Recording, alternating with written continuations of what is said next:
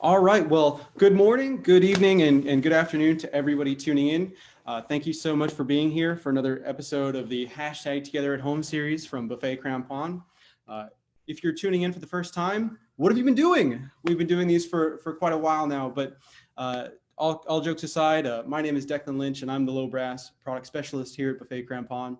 And we put on these episodes every Thursday at 2 p.m. on the Buffet Crampon New York showroom page. But as you can see this week, I am not alone. I am joined by a very, very special guest, someone I'm very excited to have here, the principal tuba of the New York Philharmonic Orchestra, a consultant with the Melton Meinl Weston Company, Mr. Alan Baer. Thank you so much for being here today. Well, thanks for having me. We're really, really excited to have you here. And before we jump into things, I just want to give a quick little reminder to everybody. As I just said, we do these webcasts every Thursday at 2 p.m. And next week, my fantastic colleague, Matt Vance, who is our woodwind product specialist, will be hosting the professor of clarinet at the University of Oregon, Won Kat Kim. And they will be talking about the fantastic Prodige student clarinet. So I really encourage you to join in on that next week, because I'm sure there'll be a lot of really cool information that they get to share. But that's next week, and today is Tuba Talk time. So as the webcast goes on, please chime in with any questions or comments you may have.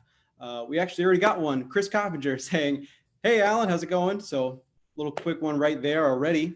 And Francois Clark as well. Hello, Alan. Good to see you. So again, anybody tuning in, please continue that. And if you have any questions about anything at all or any comments you want to bring up, please put them in the chat, and I'll make sure to get to those as we go through the interview.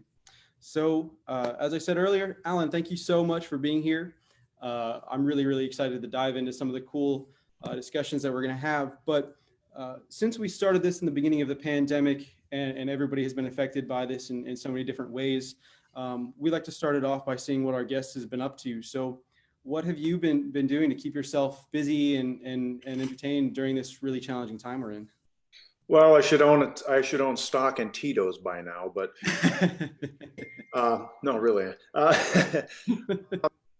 It's been a tough time for all of us. So the biggest thing, I've just been trying to keep busy, keep my mind off of everything. So I've actually been doing a bit of traveling, against warnings from everywhere, but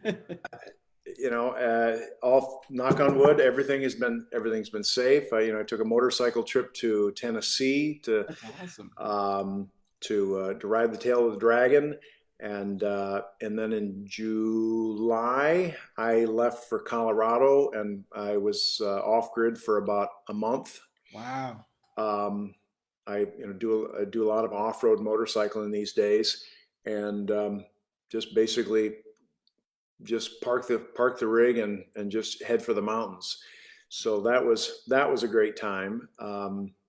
We've been back now since, I guess it was August 12th. I came back, and then we've been up to Maine to visit friends up there. We're going to Cape May this weekend, and Pennsylvania 2 weeks after that for another off-road kind of adventure. So a lot of motorcycling, a lot of camping, and since September, a lot of teaching, especially on Zoom, which it's nice that they've kind of upped their game. Zoom has upped the game, and it's helped quite a bit, but it still leaves a bit to be desired. So we're hoping that the technology keeps up with the times, and this is the time. This is what we're in for right now. So I actually got to play some concerts with my colleagues in the city last weekend. That's the traveling groups throughout the city, correct? That's awesome. New York Philharmonic bandwagon. Yeah.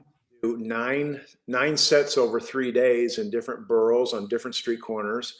Yes, I do feel like a common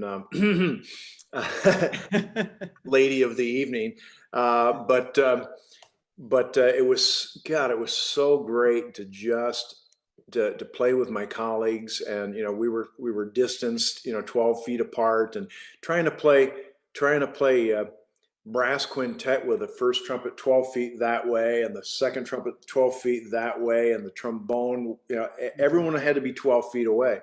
And I've had more COVID tests than I care to to acknowledge, but it was wonderful just to be able to get in town and play a little. And the audiences have been so appreciative. I mean, we're not allowed to actually advertise where we're going to do these concerts, because the mayor, the governor they don't want huge crowds. Mm-hmm. So we just kind of show up, we set up, and the crowd just gathers around. It's a kind of a cool atmosphere. Mm-hmm. So it was great. So I'm keeping quite busy. A lot of home repair and that kind of stuff too.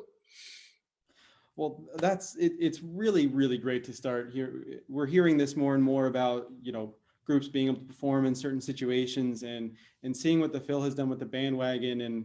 And I actually just got a survey in my email the other day about coming back in performances and things like that. So it's really good to see that even though we're still in the middle of this, we're progressing and trying to go forward. So we just put the bandwagon part of the New York Phil website up in the chat. So everyone make sure to check that out.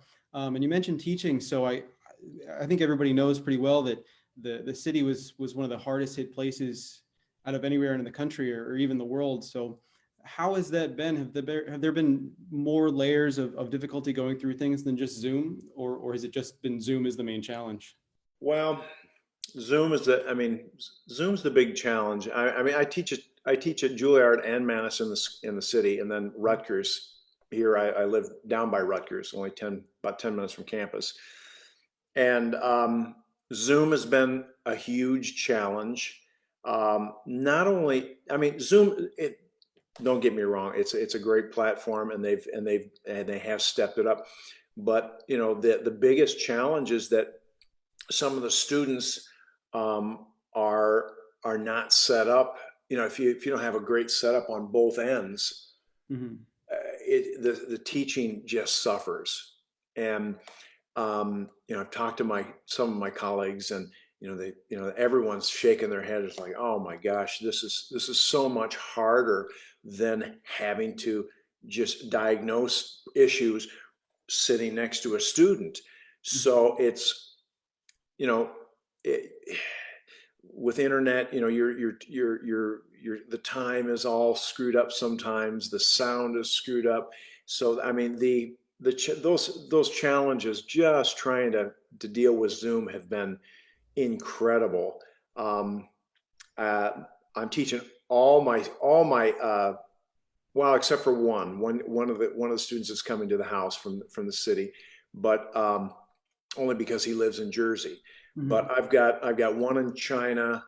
I've got one in Texas. Another one. Actually, one of the Juilliard guys is in the city, so he goes to Juilliard and checks out a room, and he's been broadcasting his lesson from Juilliard. But and Juilliard will allow us to do one-on-one lessons as long as we're distanced, but they'll only let us in a room for 30 minutes at a time. And then if we want to teach an hour lesson, we got to move to another room so that can then air out. Mm-hmm. A little bit overkill maybe, but they're really looking to keep everyone safe. And it's all these safety measures. Just getting into the building, you have to be your temperature taken, and a lot of different questionnaires. Have you been sick? Have you whatever? Mm-hmm. It's made it really, really difficult. Mm-hmm. So it's been a challenge. Well, I was early in the pandemic. I got stuck in New York in between going from show to show. Actually, right before the NERTEC and SERTEC were canceled, I got stuck right in the middle of all that. So I remember how difficult it was then up there, and I can't even imagine how more difficult it's been opening up. So, but I applaud you for pushing through, and thank you so much for that. So jumping right into it, I'd really like to just dive right into your history with Meinl Weston. I think the average person may not know how much history is there and how tight that bond is. So where did it start? What was the first kind of moments that made you start to think about these instruments, or was it somebody in particular that you had a conversation with that opened up the door for these things? What's the story? Well, the one that really opened the door was Warren Deck, because he played Meinl Weston before I did in the orchestra. When I came into the orchestra, I was playing a good sized Gronitz, but it was fairly light for that orchestra, and I needed a heavier horn. And actually, I was with a Miraphone Corporation at that time, and they're I'm a wonderful company, but I mean they're very careful about their moves, and there's a much smaller company than Meinl Weston or Buffet, so they have to be very careful. Okay, and so I asked them, I've got ideas for a big horn. Can we do this? I need a horn. And they said maybe 3-4 years. And it's like, no, I need it now. So I contacted Gerhard Meinl, who was the guy, and asked him, would you like another Meinl Weston in the orchestra? And he said, absolutely. What do you have in mind? So I sent him the ideas that I had, and we happened to be on tour in Dresden 3 weeks later. And Gerhard picked myself and my wife and daughter were with me on tour, and took us to Markmakirchen, which is over by the Czech border. That's the B&S factory. And the horn was built. The horn was already built in 3 weeks. The 6450 was built. We were there basically to lock things down. We had that horn locked down within 2.5 hours. Change of receiver, couple little bore things here and there, but it was done. It was done, and that's what I've been playing, since. Since that time, we've done an F tuba Kodiak, which is I've fallen in love with this F tuba. It seemed a little bit big at first, and then we made a lead pipe change, and that it just made all the difference in the world. And I got a second one because I loved it so much. I wanted to have, make sure I had one at home and one at work. And then now we have Ursus, which is the 4/4 tuba, and that's actually, it's sitting right behind me, and actually a Kodiak is right behind me as well. And that's what I usually keep at home and keep for my middle size work. But I've always had I've been a repairman for years. Before I was even in Milwaukee, I was doing a good amount of brass instrument repair for the Long Beach Unified District when I was in California. So I do a lot of this. I do a lot of the R&D work right here at the house. I've got a full shop out in my garage, lathe, and everything that I need here to take these things completely down and redo them, bend tubing, whatever I need to do. So a lot of, if we don't get it, if I don't get it right when I get to the factory, by the time when I come home from the factory, I usually always get a horn in silver so I can make changes without having to screw up the lacquer and all that, because I always end up with a torch in my hand and screwing stuff.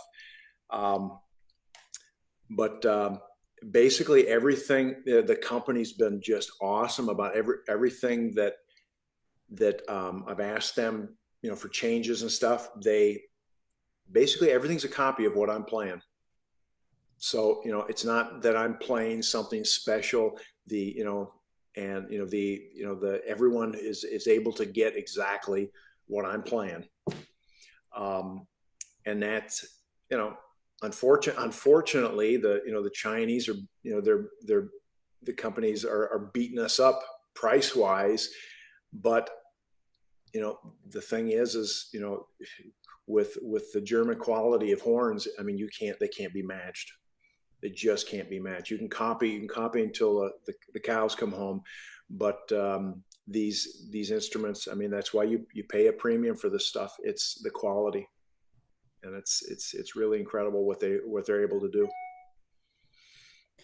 Well, and I love a point you brought up there with the Chinese manufacturers coming out with tweaked versions of some things and somewhat more original designs of other things. But one of the bigger trends that are kind of going on right now is this big 6/4 kind of Chinese takeover in a certain way, where these things have become more readily available, and everybody is starting to see them more. So one of the things, and oftentimes those bigger instruments get copied from something else, or is a very close design to something. So what was it about the 6450 that stands out from the rest of that? And you brought up Warren Deck before, and for those that don't know, Warren Deck was also heavily involved with the Meinl Weston company and designed the 2165, which was another 6/4 C tuba we had. So what is it about the Baer that stands out from everything else? Well, the big thing is it's a lot lighter than the other horns in general. I have for many years openly poo-pooed big piston horns to the point that I've made a lot of people pretty mad, and at the time that I was poo-pooing these instruments, I was playing a 5/4 Hirschsprung rotor, the HP6, and basically it was like a big, it was a pretty bright instrument, and I was doing very well in the auditions, but I was never cracking the nut. I could never figure out couldn't figure it out. So I guess it was after the San Francisco audition. I got PO'd, and I called Tony Clemens, and he had Gronitz, and Tony, pick me out a horn and just send it. I called Scott Lasky. I said, Scott, pick me out a Mouthpiece and send it. So I basically, I went cold turkey into a piston, so I could match the type of sound that everyone else was making. Because the rotors were just so much, that horn was just completely different from what from the Nerschels, the 2165s, the Hirschsprungers, all those. So I got a really good look into, I mean, obviously with three auditions with the Gronitz, and I got to know that horn very well. I got to know what I liked about it and what I didn't like about it. So basically everything that I didn't like about it, I wanted to change, and everything that I did like, I wanted to adopt into 6450, and I think we were able to do that. I think it's got a lot more clarity, a lot more punch than the other guys, and I think that's why it does so well at the auditions. Carrying power, the cutting power, and the depth of the sound. It's just, I've always said that the big piston horns kind of had almost like a blanket effect with the brass section, and rather than being a solo voice or a supporting voice, some of the big piston horns are just so dark that they cover, it's kind of like having a drone and a brass section. Mm-hmm. And to get any clarity out of them, you've got to just push them so hard to brighten them up. I think that the Chinese 6/4, the big Chinese 6/4 is kind of like that to my ear. It's so dark that guys that are playing are just having to really light them up and we frankly, we can't play like that all the time. Mm-hmm. So I think the 6450 is one that it creates its depth. It's kind of a unique sound, whether it's at pianissimo or triple forte, and it kind of holds that idea of sound and that perception of sound throughout all the registers. And I think that's just ease of play, just Mm-hmm. an easy horn to play. So, and that's the whole thing about all the instruments that I think I've had really good luck with making them super easy to play. I can only agree with you right there. And one of the questions that I get frequently about the Baer specifically is the difference between, and those that don't know, there are two. There is a what we call the production, and then the handmade version. So everybody kind of has their own way of explaining what that is. From the man himself, what are the differences you find between the two? Well, it's one, the biggest thing is that the 6450/2, which is the handmade, Mm-hmm. that it's lighter. It's a lighter instrument. You've got a lot more handwork done. All these horns, like the lower bows, the bells, all these horns, they're made the same. Okay. But then the handmade, they actually go and they do a lot more hand hammering on these. And it's not actually tap, tap, tap, tap, but it's a machine, but someone's got to, to keep this stuff moving within the machine for the hand hammering. And you would not believe the amount of handwork that goes into a tuba or into any brass instrument, let alone a handmade brass instrument. So basically what you're paying for is you're paying for the labor for the handwork. It ends up being a lighter horn because you're working the metal more, and I think some of the parts may be maybe the parts are a little bit lighter to begin with, so they don't have to work the heck out of the metal. But the more you work it, the more you build up this this work hardening, or it comes out in the sound. It's Mm-hmm. just there's sometimes I think that some horns, after they've been smashed, the bell's been smashed and reworked, I think it's actually a better bell.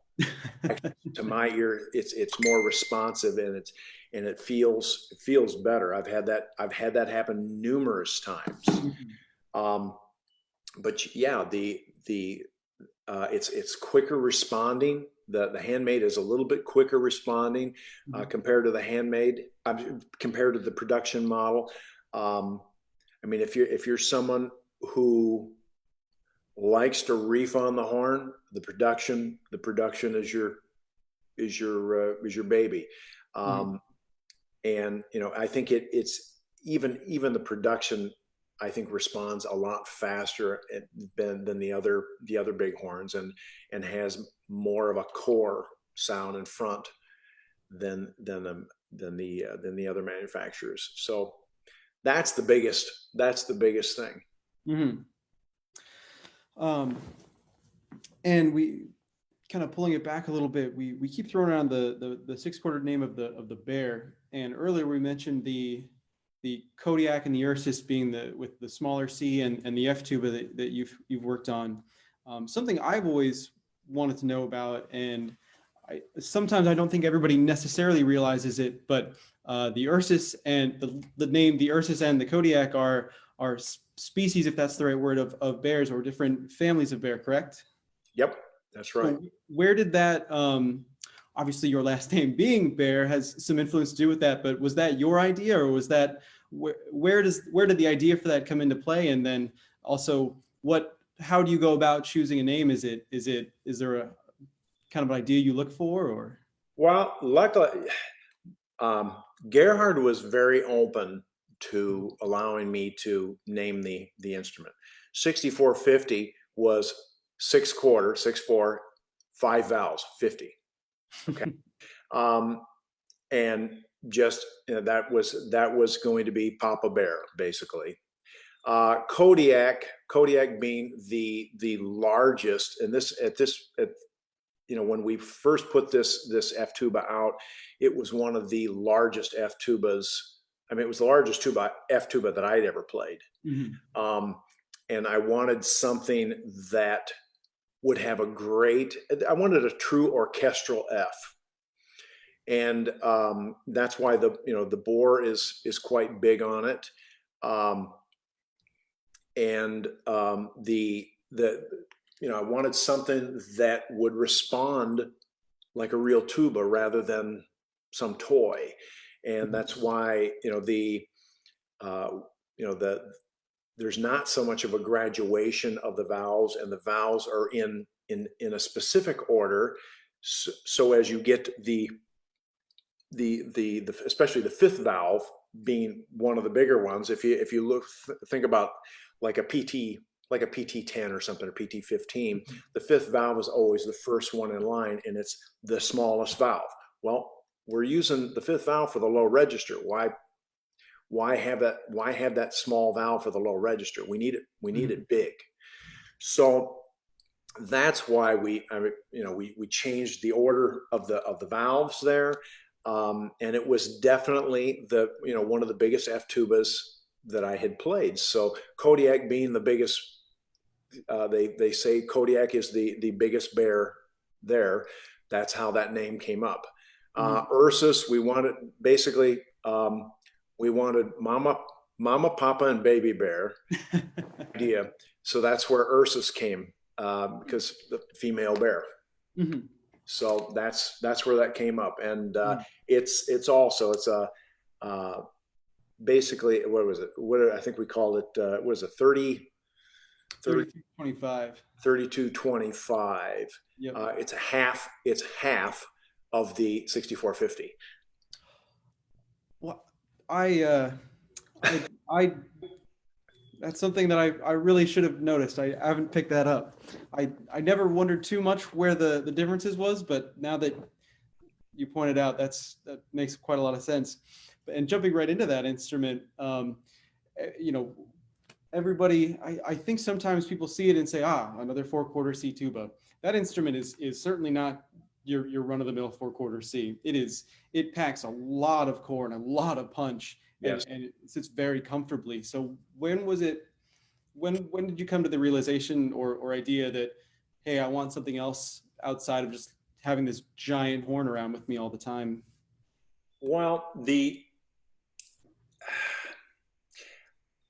I guess the idea of the 4/4 was, if you got this big 6/4, you've got the F tuba, and I got a lot of guys play their entire career that way.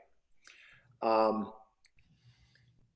am one that I don't like to do a lot of weird things with my face to make the conductor happy. And I think a lot of people get themselves into trouble. I've seen people use 6/4 tubas on Symphony Fantastique, and I think it's just like, what are you doing? It's as I refer, old school. I mean, even, like my teacher, Ron Bishop, he used a C tuba for just about everything.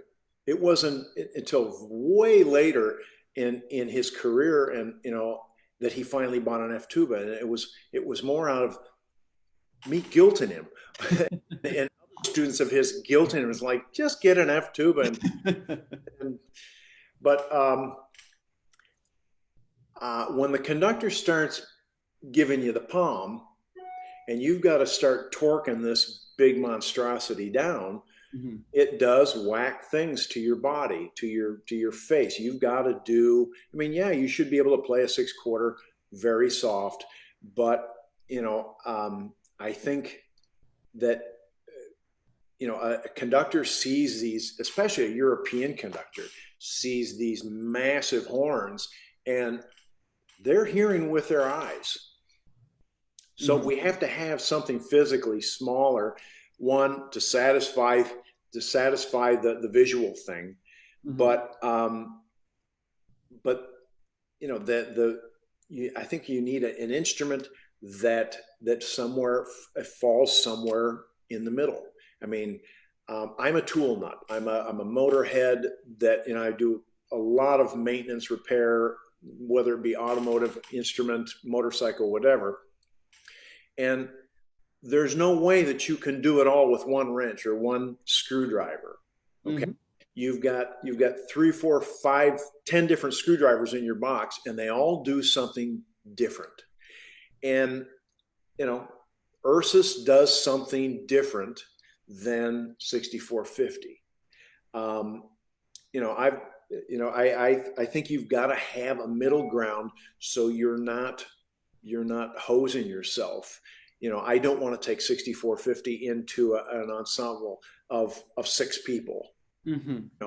I don't want to, I'll use, like, even for Stravinsky or something like that, it's very seldom. I don't like to use the big horn on something like that. It's the wrong sound. Okay. I choose my weapon, as people will say, for the needs of the group and for the music. And frankly for what the boss is wanting on the podium. And in the Philharmonic we see a lot of different people. And we'll see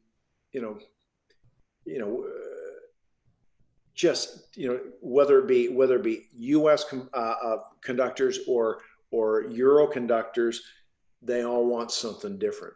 And in general, when like Duchnani is in town, I can't even think about bringing out the big horn. And I even go a step further in that I'll use the same mouthpiece basically on the C's, but I've got 3 different weights of the same mouthpiece and different made out of and different alloys to create. So if the boss is if I need to use a 6/4 and he's saying it's too much, I can go to a lighter mouthpiece. I can go to a titanium mouthpiece. So I've got, so that gives you some in between areas between the horns even. So you can fine tune things, and yes, you're changing a mouthpiece, but it's the same exact rim and it's the same exact cup. It's just the alloy and the weight of the piece, and it makes an incredible difference. So that's why that's where the mid horn came in. And you mentioned fine tuning there. The Ursus has a lot about it that allows you to fine tune specifically, as does the Baer. But one of the things that I like to always talk about with players at shows and things like that, and this is something that I actually, as a young aspiring tuba player, I actually remember hearing this from yourself in a master class, and the interchangeable lead pipe bits. That's not something that you see on really too many other I think it's the only tuba that you're going to see that on. So what tell us about that? Well, with the invention of the internet, public forums, this kind of jazz, the manufacturers have had to bend over backwards to please the public. One good example is Miraphone tubas used to always come vented valves. Some people got on the internet and said, you know, the quality of these tubas are not as good as they used to be, because they used to have, you know, because no longer, you know, when you pull the slides, do they pop? It was like, of course they don't. They're vented. But that's why Miraphones stopped venting their valves. Okay. Oh. You don't see a rotor valve come out, well, the exception, the ones that I had worked on with them, but you don't see those coming out vented anymore. Okay. I just had a 188 in my shop yesterday that I had to vent for a kid. This is why I came up with the interchangeable bits, is because of the internet, and you get people going into a show and you'll see a 6450 there, or an Ursus, and or a Kodiak, whatever.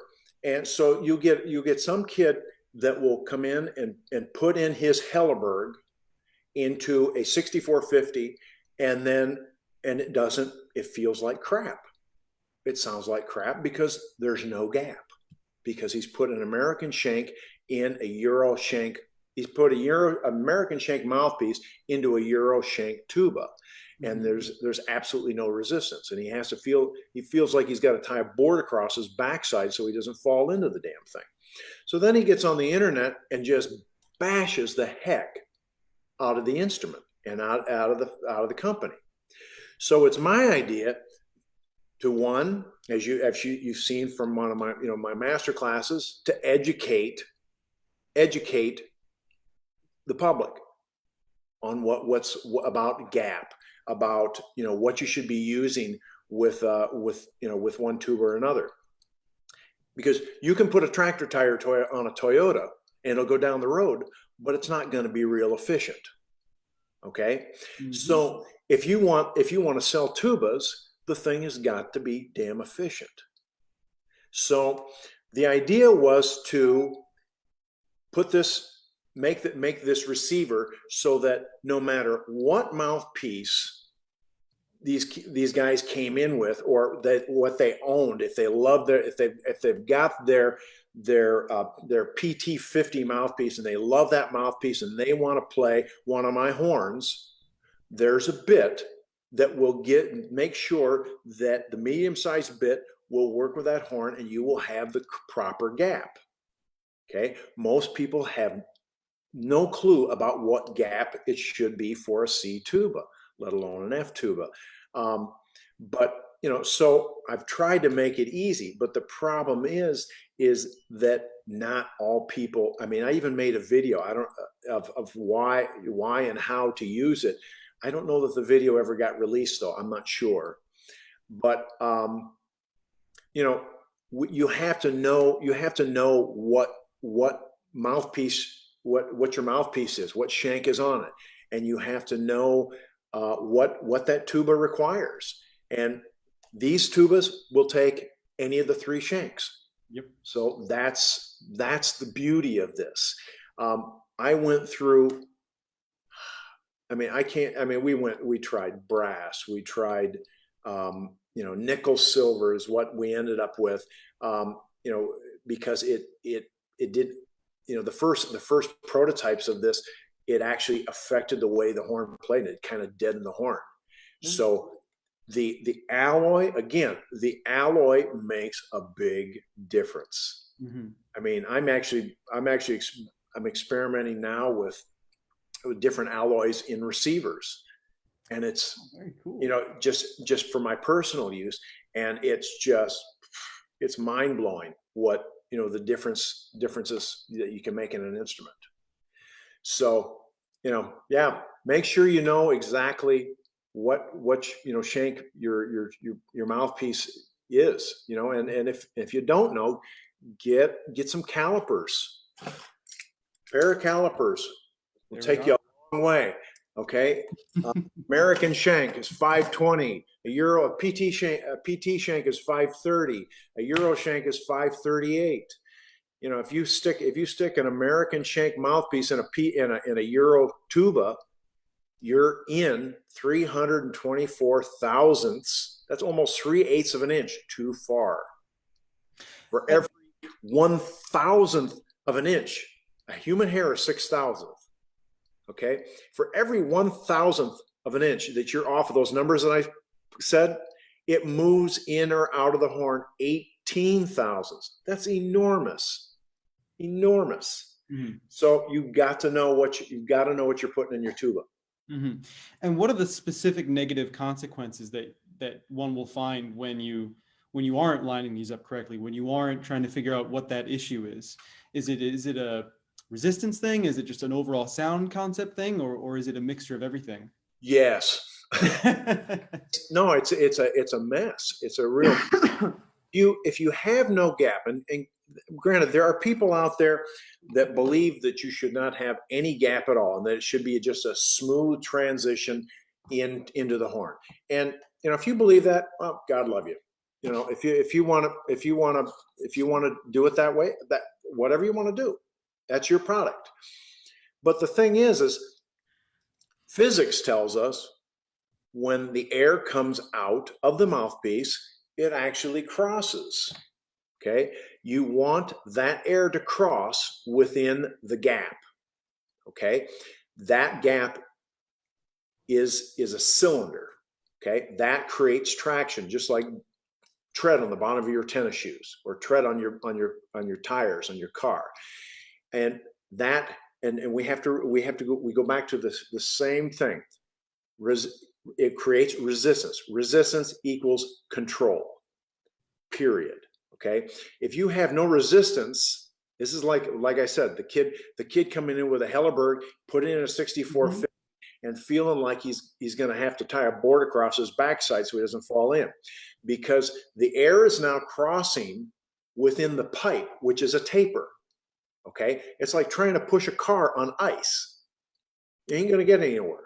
You're just going to sit there and you're just going to slide yourself. You're not going to move.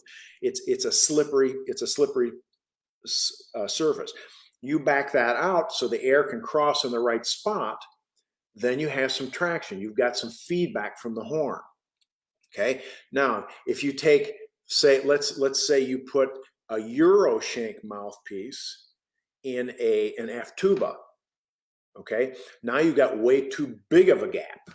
Okay. Now the air it crosses, and it might even cross twice within that gap, and it creates excessive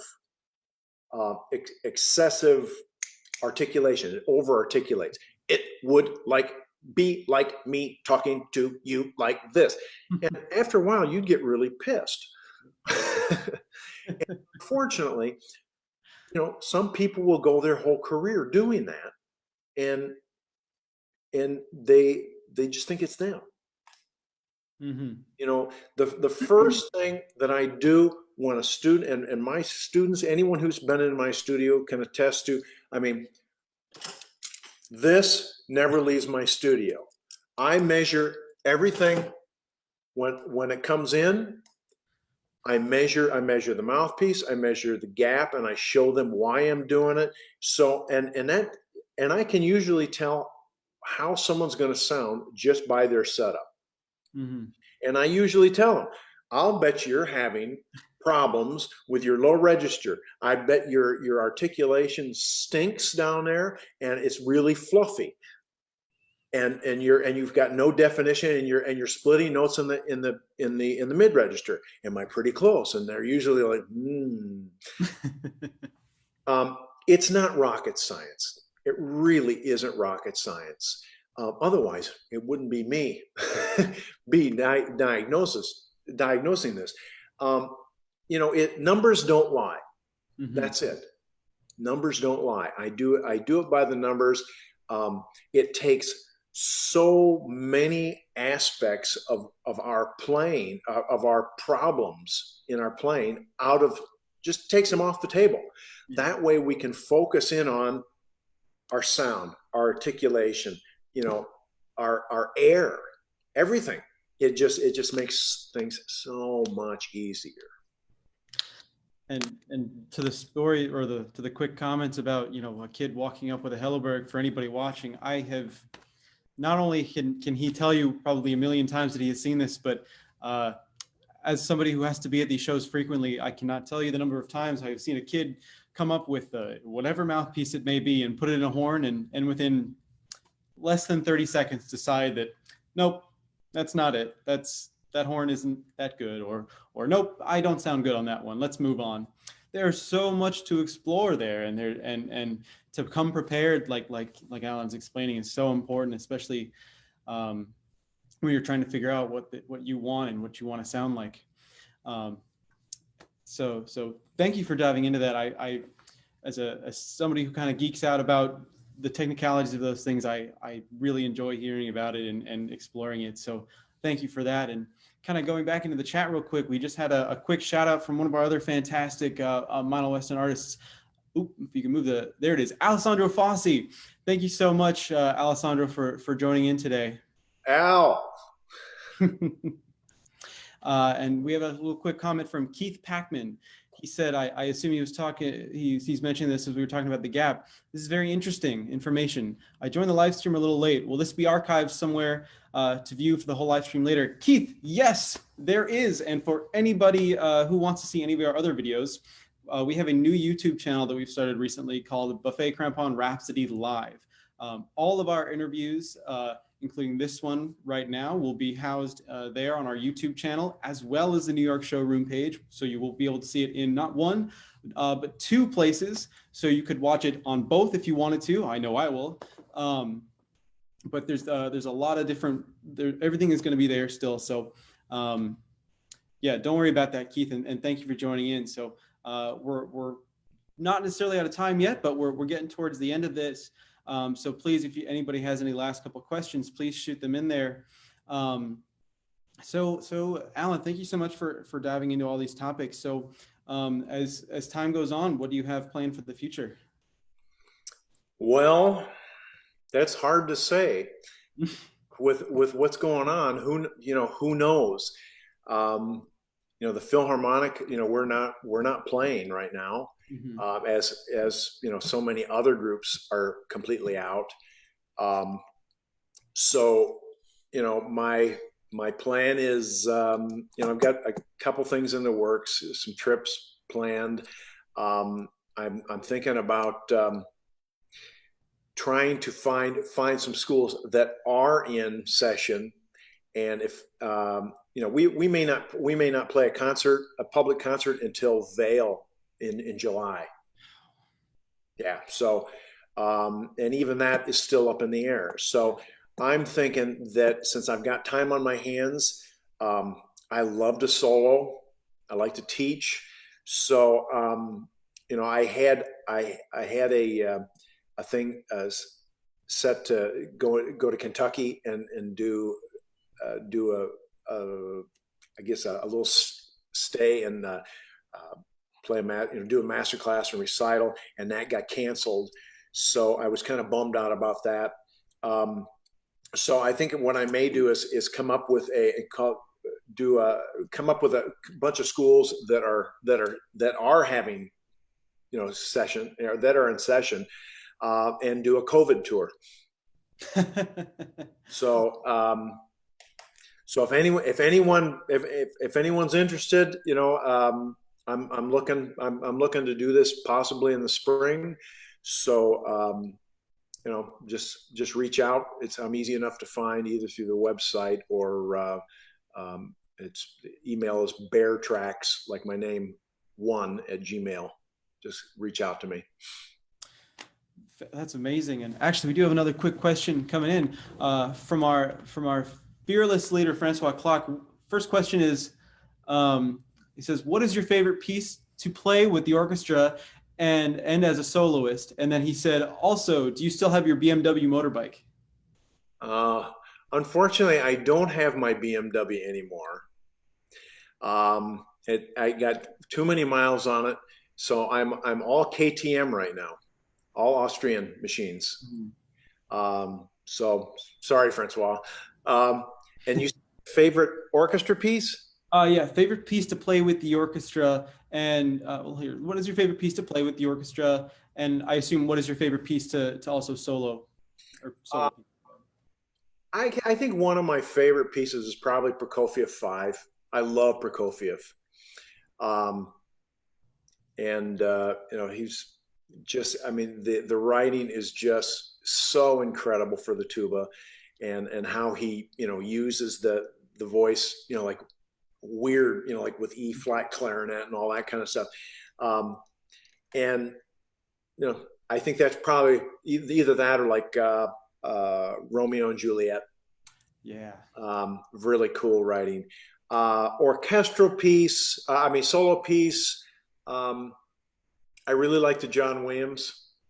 That's one of my favorites. I mean, I've been playing that one since I was probably 19 years old. Mhm. I think I have the piano premiere of that on an undergrad recital. It's at Cleveland Institute. Wow, So that's really cool. uh, Chester did it, and Mhm. then I think Roger Bobo did it, and then Ron Bishop did it, and then he handed the music off to me, and I think I did it that next semester um, at Cleveland Institute. That's really cool. I've Um, a lot of mileage out of that piece. and a couple more questions from Jose Vera. Thank you, Jose. Greetings from Peru. Thank you for joining us. Is there any book you can recommend about mouthpieces?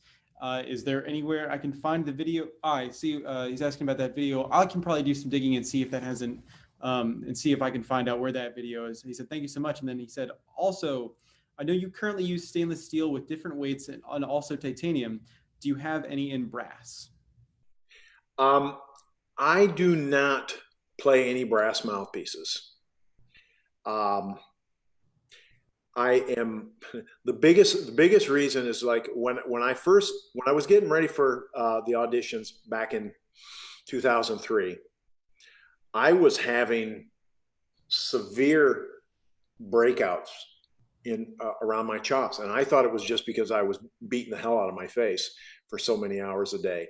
And what it ended up being is I have an allergic reaction to nickel. The problem is and nickel and silver.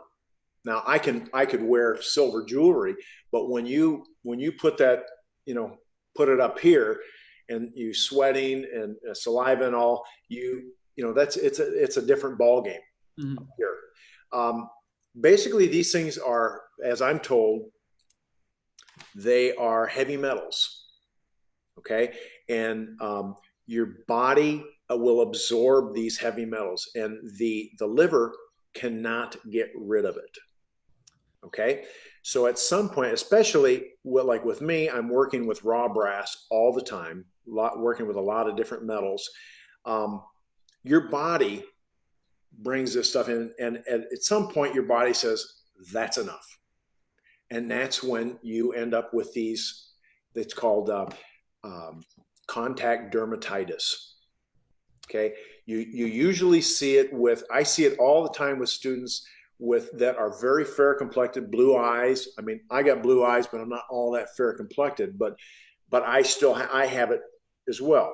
Mhm. Um, if you are breaking out around your face, uh, a brass mouthpiece or a silver mouthpiece is probably not the best thing for you. And I mean, yes, you can gold plate that thing, but the gold is so porous that it'll work for a while, but after a couple of months, it's so porous that whatever's underneath it, which either has to be silver or acid copper or something like that, is going to leach through. I started playing the stainless, and actually I had a nasty reaction to the first stainless mouthpiece that I played. At first, and you have to be very careful with, I mean, these companies, if they're spinning 303, that is the cheapest stainless steel that you can get a hold of, and it will leach nickel. Okay, and when you machine it, it comes off in a big spiral. Okay, so they add chromium to it. Okay, that makes it changes the composition of it. So then when you machine it, it chips off instead of the spirals. A lot easier to machine. But what the chromium does is it doesn't get rid of the nickel, but it keeps it from the metal. It keeps the metal from leaching the nickel off. So then you don't have an allergic reaction. Okay. Some people still even have. Ivan Giddings had a student that couldn't even play stainless. He had to play titanium. Wow. And I've never had a student that bad. Usually, if they're having an issue, switching them to a stainless piece usually fixes it. Mm-hmm. But in the lines of books for Mouthpiece, no, I really don't know, and I can't recommend a book for Mouthpiece, for Mouthpiece selection, or that where you can get information on Mouthpiece. I don't know that there's anything written. I don't think that there is. I think that there are so many resources out there for you to Google and find about, like what we were talking about earlier with the different shank sizes and things like that. There's also plenty of keyboard warriors, as I call them, out there that will happily tell you all there is to know about mouthpieces on different forums, but take some of that with a grain of salt sometimes. But there are tons of resources out there. So maybe not in one place like a book, but certainly different avenues that you can go down. And looks like we got a quick question from Mark. I'm sorry if I butchered this. Mark Montanari. Yeah. It's one of mine. Montanari. What was it like performing in North Korea? Well, it was weird. It was quite weird. We were everything was. I mean, there was really no response from the audience. Very little response. I mean, they sat so proper, so still, and I believe that most of the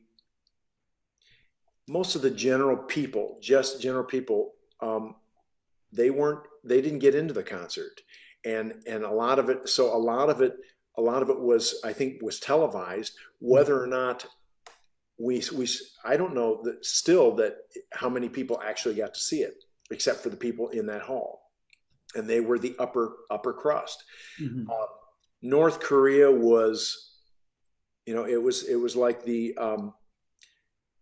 I was told that when our crew got there was like one TV channel, and that was it, and it was like one or two, and then by the time we got there was 9 or 10. It was, and when we would drive down the road, they'd have guards out directing traffic. These women directing traffic, no traffic. They'd have people walking on the street, and we think it was all staged. Wow. It was very odd. And where we were staying, it looked like the hotel was on a peninsula. So you couldn't get on, you couldn't get off, except one way. That was it. One of our members went running and got off. That was it.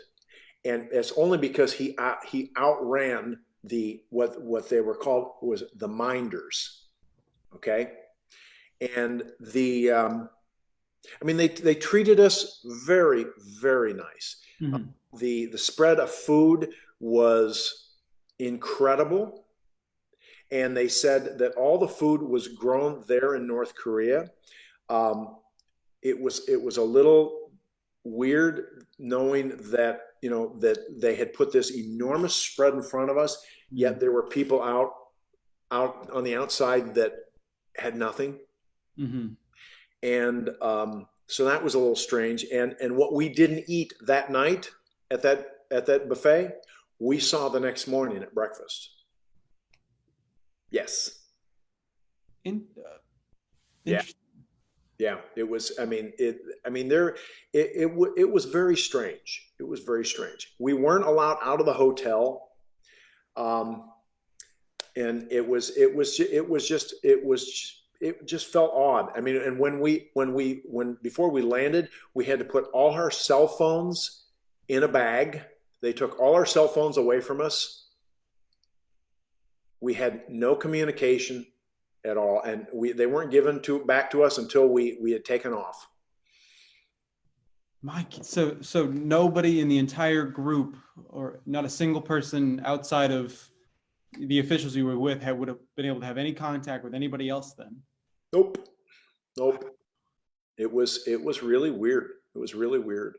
My gosh. But it seemed like the audience, the more we played, the long, towards the end of the concert, people were smiling more, and it was obvious that they were just like, screw this, I'm really enjoying this. But at first it was like stone face. It was really weird. Mm-hmm. So weird and so quiet. Oh man. A lot of propaganda. We opened the windows in the hotel.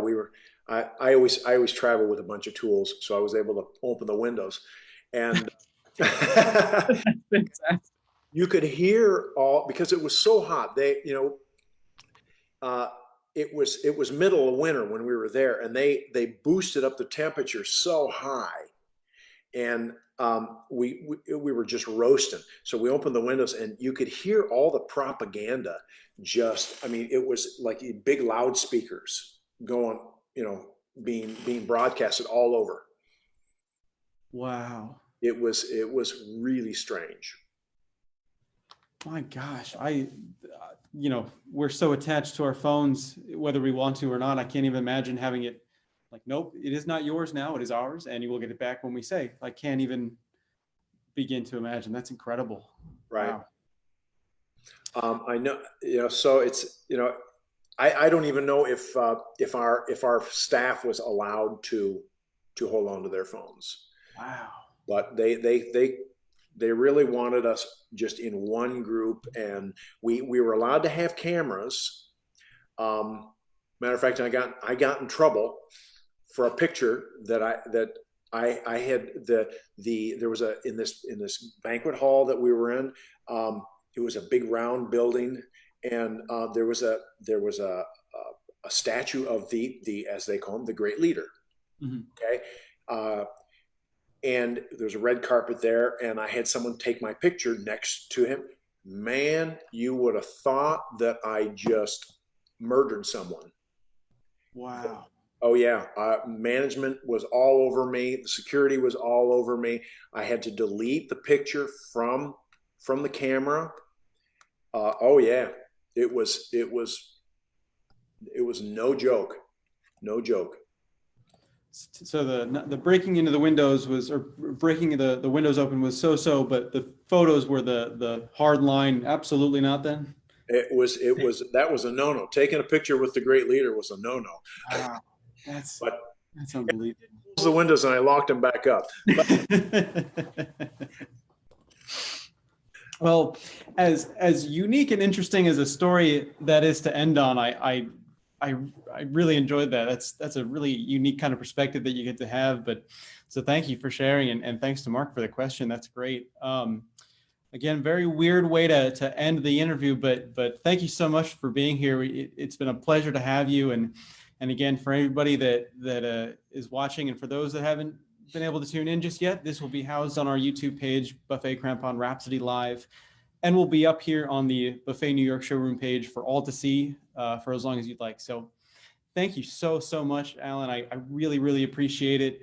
My pleasure. As I said right before we went live, I really look forward to the time when we get to interact in person, because as much fun as these interviews are over Zoom, it's a whole lot more fun in person. So thank you so much. Absolutely. Thanks for having me. Thank you. Well, all right, everybody. Remember, a quick reminder, next Thursday, we'll be right back here with our colleague, Matt Vance, talking with Juan Cat Kim about the Prodige clarinet. Thank you all so much, and we'll see you next week. Thank you.